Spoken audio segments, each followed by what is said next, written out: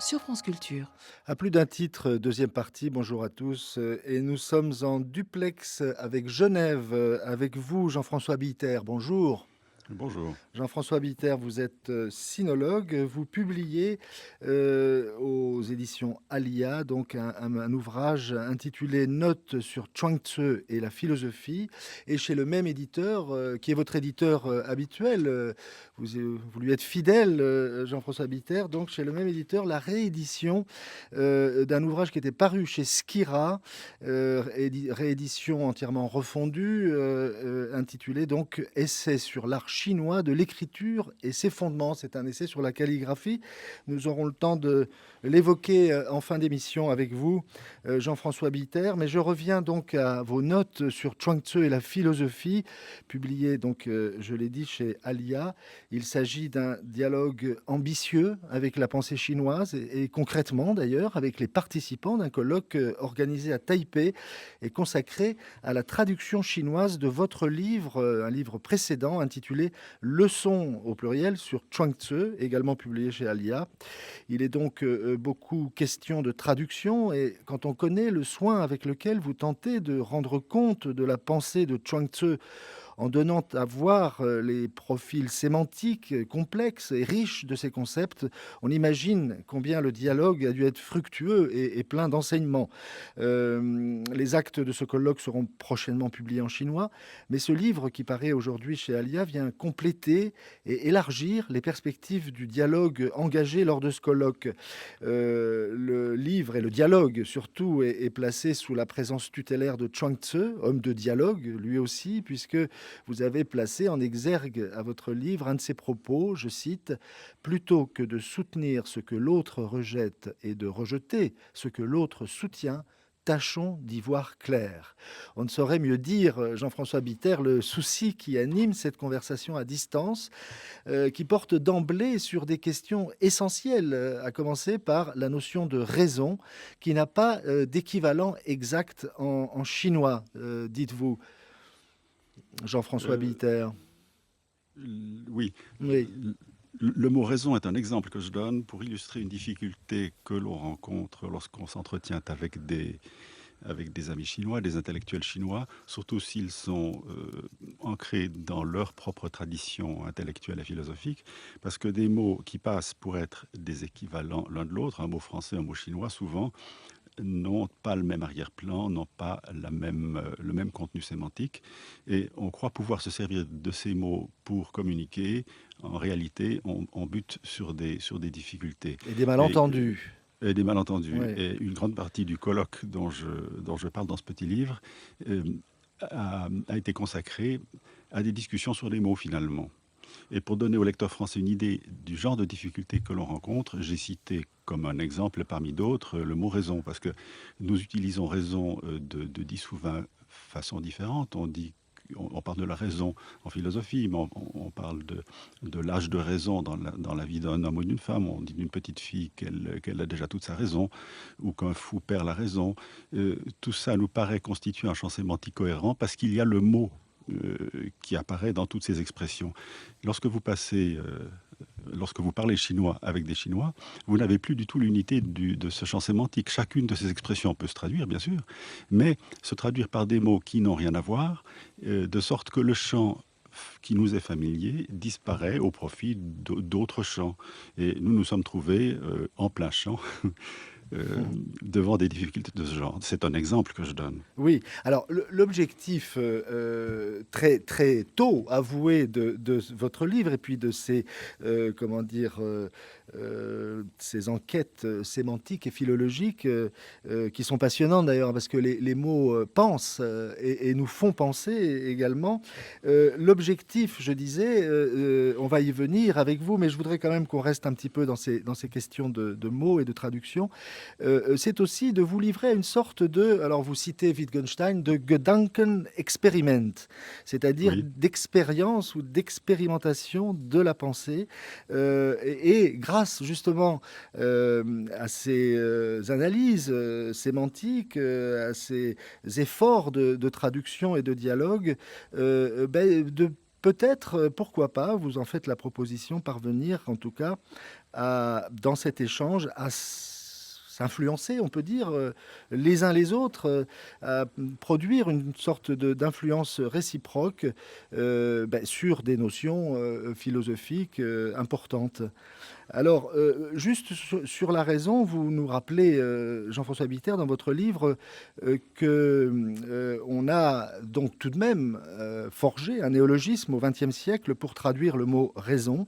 C'est Oui. non, Cheng Tzu, Non, pardon, c'est la non, politique, on va y c'est la venir. politique. C'est Oui, oui. Li Xing, voilà. Li Et Xing, oui, comme c'est ça. souvent en chinois, chinois qui est une langue agglutinante, donc c'est la conjonction de deux mots qui va C'est un mot composé. rendre voilà, Mhm. ce concept de raison. Li Oui, Xing. Li Xing, ouais, alors ça exprime, ça illustre parfaitement mon propos parce que Li Xing, c'est l'équivalent de notre mot raison dans les dictionnaires de philosophie. Et parmi les philosophes ou les intellectuels qui ont une certaine culture occidentale, ou marxiste aussi d'ailleurs, le mot Lissing est connu. Mais quand vous parlez des Chinois, aux Chinois de la rue, Lissing ne lui dit pas grand-chose et lui-même ne l'utilisera jamais.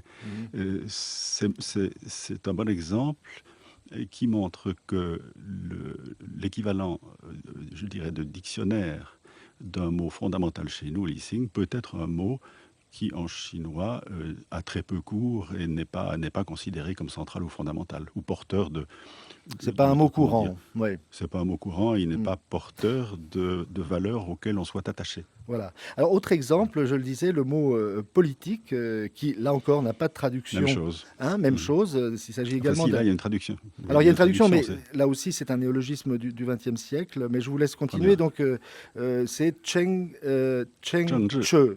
Oui, Zhengzhi, oui, ça se merci. prononce Zhengzhi. C'est l'équivalent courant du mot politique dans toutes ses acceptions.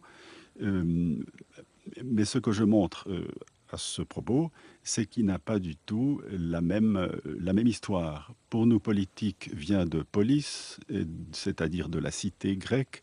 Et donc, dans politique, enfin, politique a un sens ou des sens nobles euh, qui nous renvoient à certains éléments centraux de notre tradition politique et intellectuelle et morale.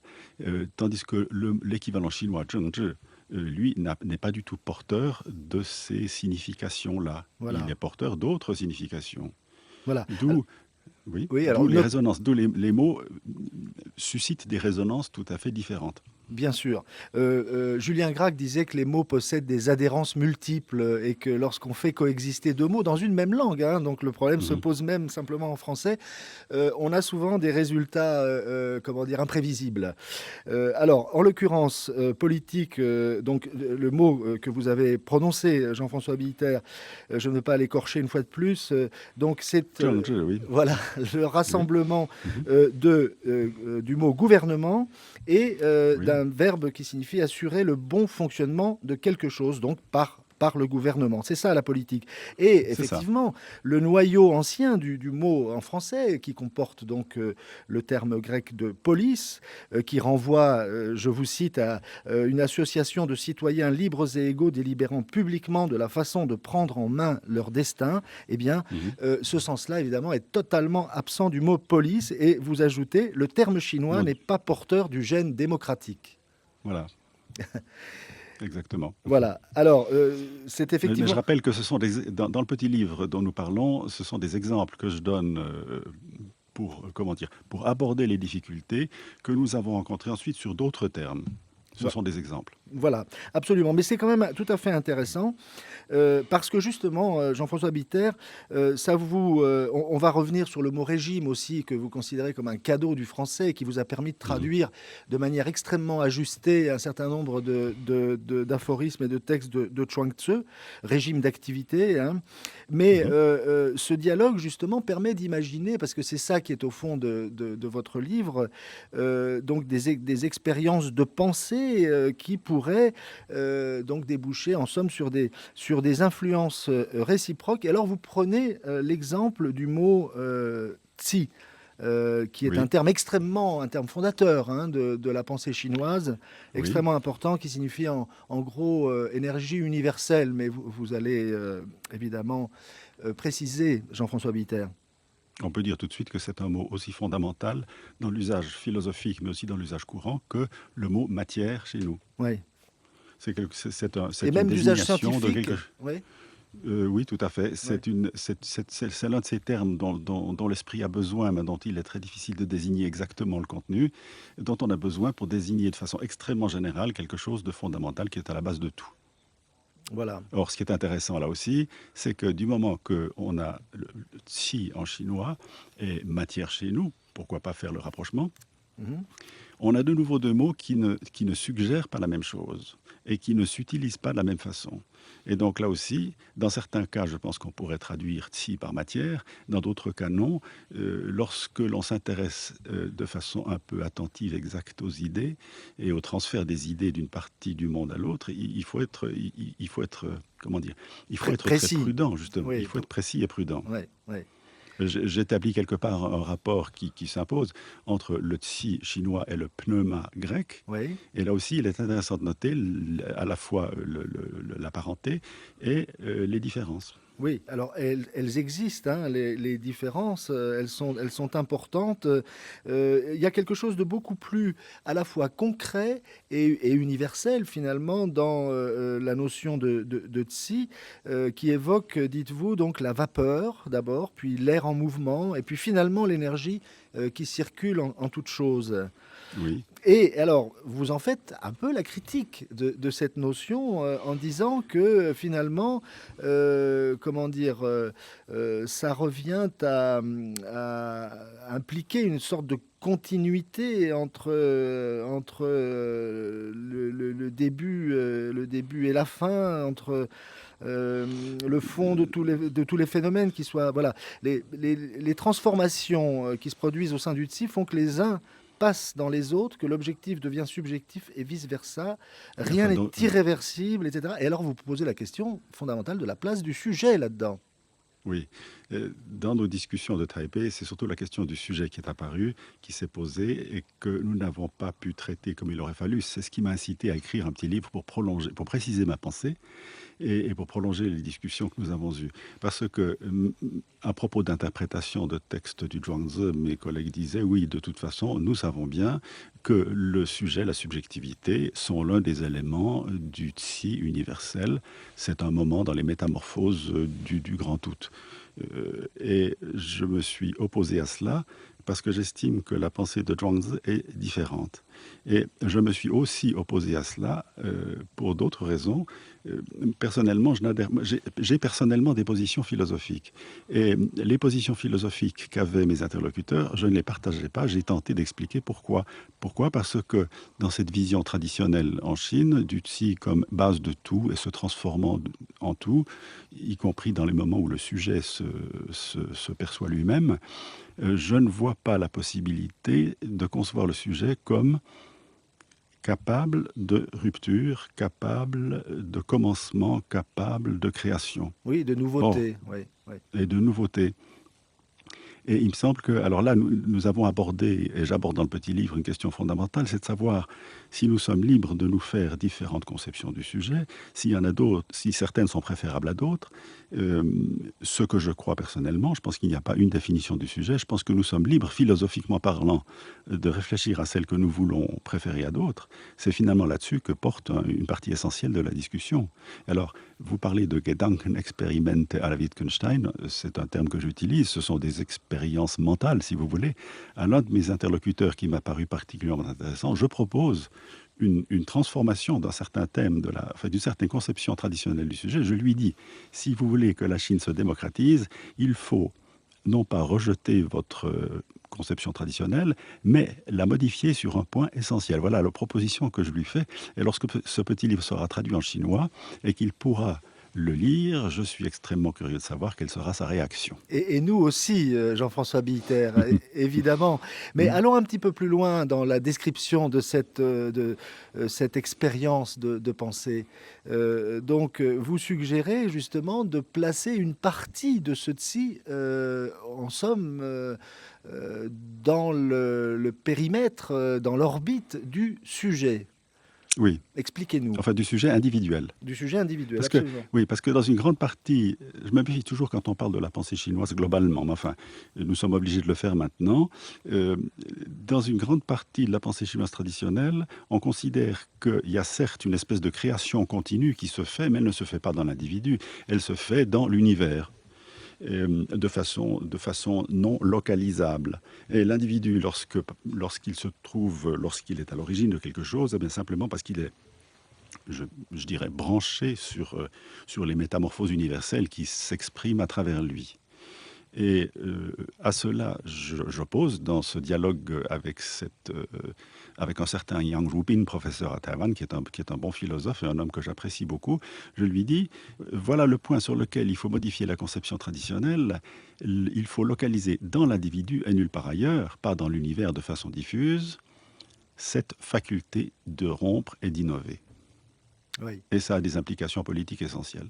Parce que tant qu'on considère que l'univers se métamorphose et que les individus ne sont jamais que des parties de ces métamorphoses générales, eh bien, ça donne latitude à un pouvoir politique centralisé de se réclamer, de se présenter, c'est ce qui se faisait à l'époque impériale, de se présenter comme la médiation entre le tout et puis le monde humain. Et dans ce monde-là, l'individu n'avait aucune autonomie. C'est ça, oui. Nous parlons pas d'autonomie psychologique. Non, Nous nous non. situons maintenant en philosophie. Absolument. C'est un terme dont on Mm. parle beaucoup d'ailleurs, l'autonomie. Alors ce qui est tout de même intéressant, frappant dans cette proposition que vous faites, Jean-François Bitter, c'est que vous proposez justement de modifier, mais de conserver, de dépasser en quelque sorte, au sens hegelien du terme, donc des conceptions traditionnelles. Vous ne proposez pas de déraciner en quelque sorte. Oui, parce que je suis hostile à un mode de pensée qui est très répandu en Chine et qui consiste toujours à opposer pensée chinoise et pensée occidentale. Et comment dire, de raisonner en pour et contre entre ces deux choses qu'on a préalablement opposées. C'est d'ailleurs là-dessus que porte aussi une critique que j'ai faite de l'œuvre de François Julien. Et je propose là, dans ce petit livre, des exemples concrets de réflexion commune menée en commun avec des interlocuteurs chinois sur la bonne usage que nous pouvons faire de notre propre liberté philosophique. Oui. J'ajoute une petite chose aussi, c'est qu'une grande partie des études chinoises de la sinologie, si vous voulez, a été animée ce que j'appellerais, en tout cas du moins lorsqu'il s'agit de philosophie chinoise, un peu de littérature aussi, par une attitude apologétique. Les sinologues présentent les ouvrages qu'ils ont traduits, qu'ils ont interprétés ou éclairés, comme des ouvrages remarquables en eux-mêmes, alors que parfois il serait plus utile et plus intéressant d'en faire aussi la critique, de montrer leurs limites, de montrer les apories qui sont au cœur de certaines formes de pensée chinoise. Et c'est aussi là que j'essaye d'innover et d'adopter une attitude critique parce que d'abord c'est plus intéressant pour le dialogue, c'est aussi beaucoup plus intéressant pour le public d'ici. Oui. Je crois qu'on ne peut pas rendre intelligible ce qu'on traite sans esprit critique. Voilà, et cet esprit critique était évidemment étayé par votre connaissance du chinois, l'analyse philologique que vous faites, et puis également la connaissance de l'histoire, parce que le contexte historique est très important pour justement déployer le sens d'un mot et le connaître. Oui, et puis le sens des textes, puisque tout cela concerne la traduction, l'analyse, la compréhension de textes de Zhuangzi, donc de l'Antiquité chinoise. Et l'histoire est effectivement extrêmement importante parce que je pense qu'une grande partie de ce que nous considérons comme la civilisation chinoise est en fait la civilisation chinoise d'époque impériale. Oui. Alors que Zhuangzi est un penseur qui se situe avant l'époque impériale. Et donc, il me semble que pour l'aborder, il faut que nous parvenions à faire abstraction de ce qu'est devenu la civilisation chinoise par la suite et ce qu'elle est à nos yeux aujourd'hui. Alors, c'est une belle expérience donc de reconfiguration du sens, Oui, c'est ça. une expérience collective aussi, commune en tout cas, engagée dans le dialogue. C'est un bel exercice inaugural pour ce livre en tout cas. Donc, note sur sur Chuang Tzu et la philosophie. Et on en souhaite, bien entendu, Jean-François Biter, la poursuite.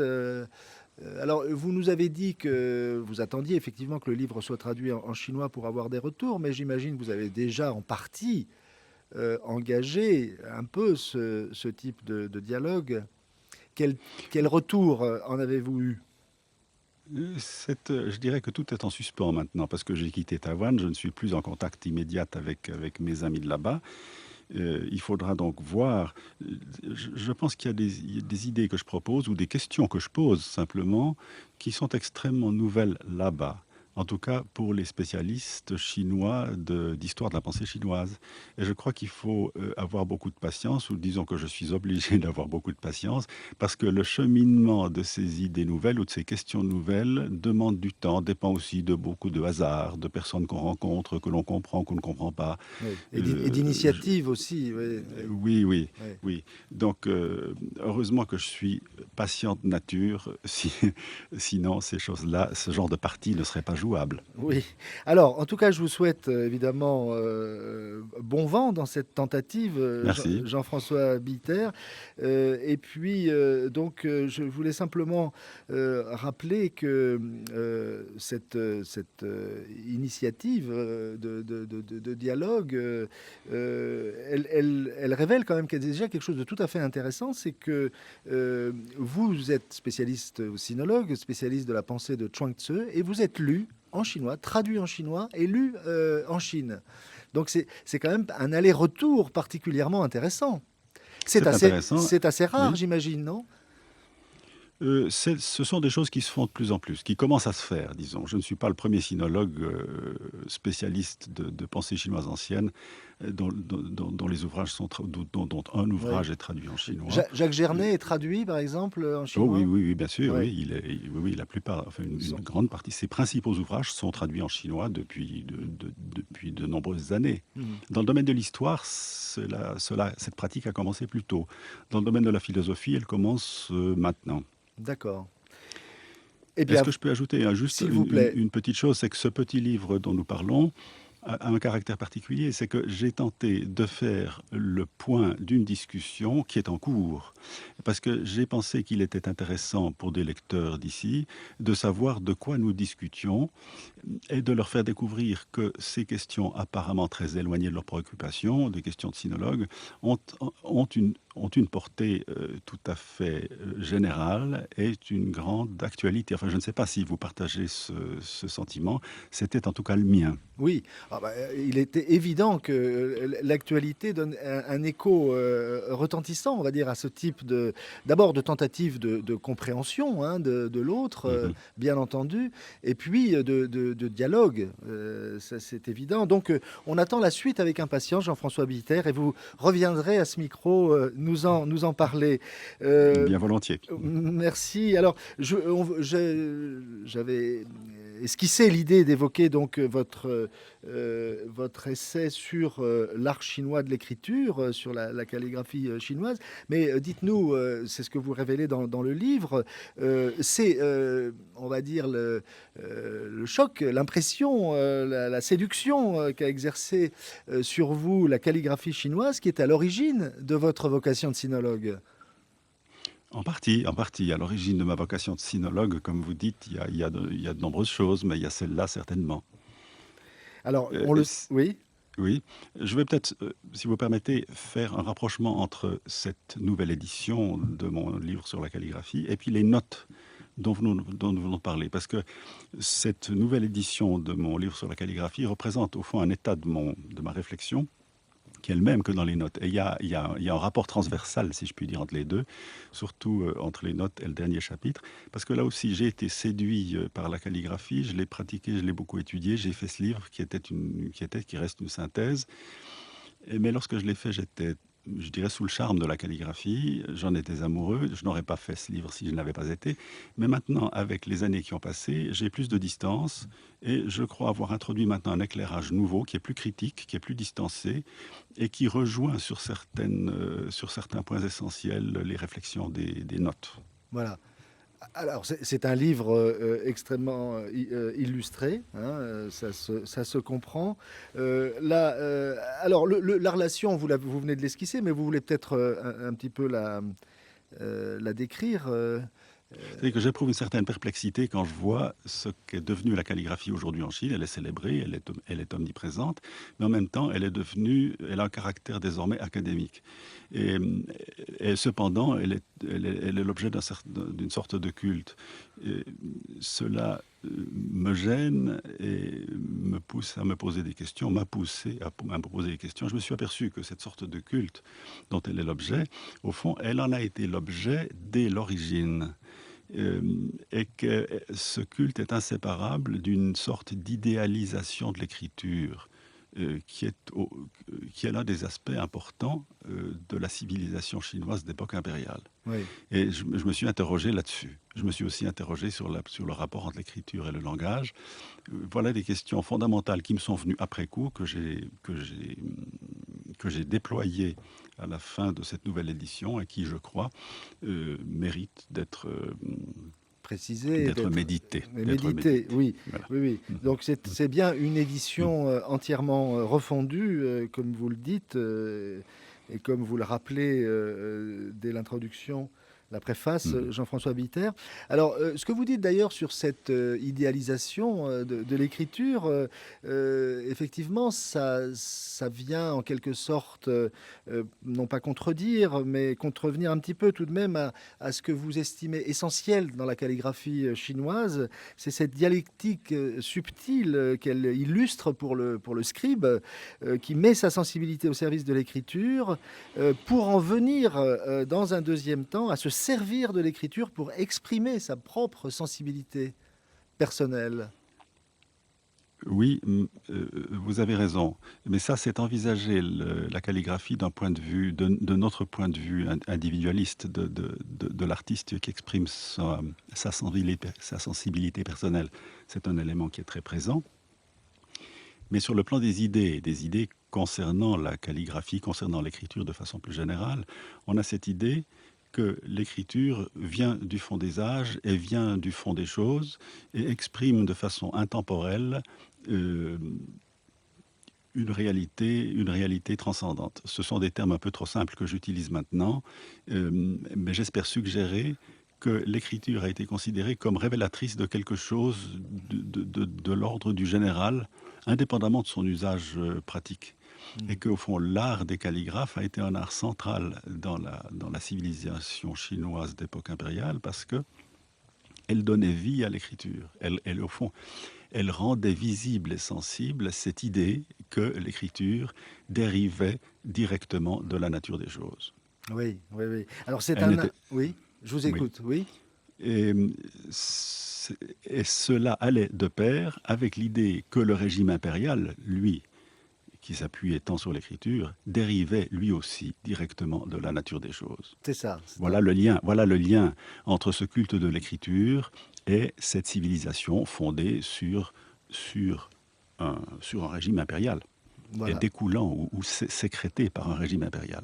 Alors, d'un point de vue pratique et esthétique à la fois, on le sait, c'est très impressionnant de voir un artiste donc au pinceau, le geste aussi qu'il produit justement Oui, pour calligraphier, pour oui, exercer c'est que son art. oui, Ouais, la technique calligraphique est une technique très intéressante, je dirais là au titre de l'étude générale des techniques humaines. Elle est intéressante au même titre que la technique du violon, si vous voulez.